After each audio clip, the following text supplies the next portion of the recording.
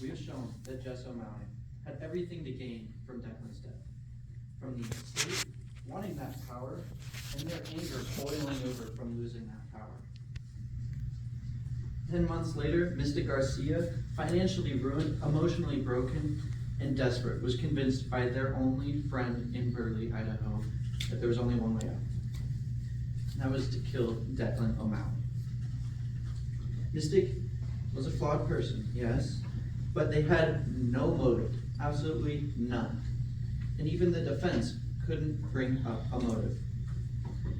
They had no experience with guns, they had no past criminal behavior, and they had an overwhelming amount of debt. This all led to their friend giving them a twisted solution.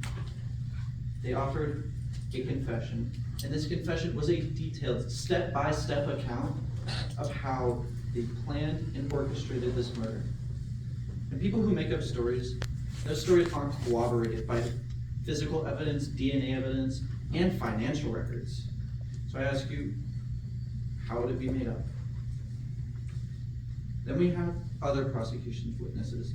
Detective Magumbo, a seasoned investigator who did what Detective Slade failed to do.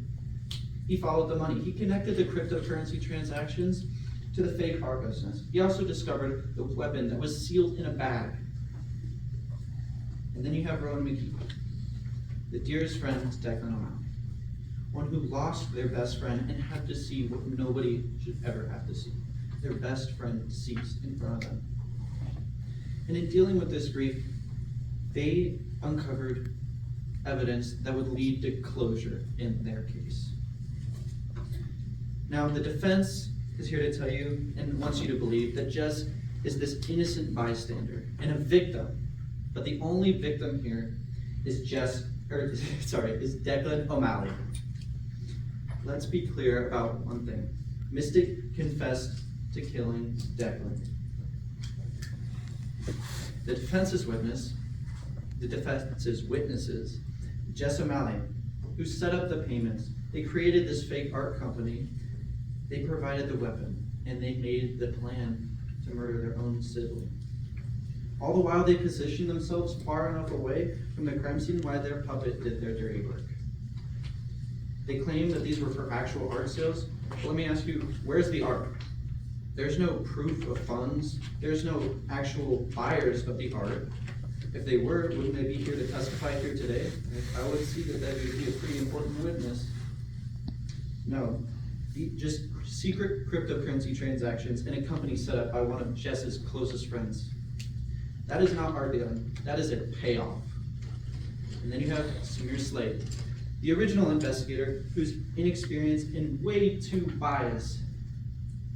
much bias already into the investigation.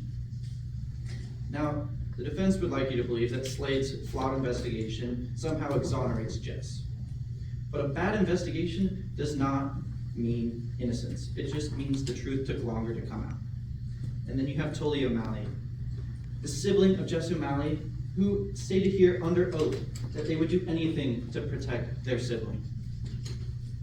Now, today you're going to go into the jury room and you're going to be given a set of jury instructions. And of the utmost importance is jury instruction number 9. Under Idaho law, a person is guilty of aiding and abetting murder if they intentionally hire, facilitate, or encourage another person to commit this murder.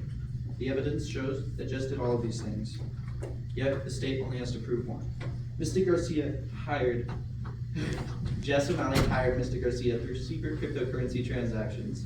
They facilitated the crime by instructing Mr. Garcia when and how to carry it out. Ladies and gentlemen of the jury, justice demands a guilty verdict. The evidence demands a guilty verdict. And now we ask that you deliver a guilty verdict. Thank you.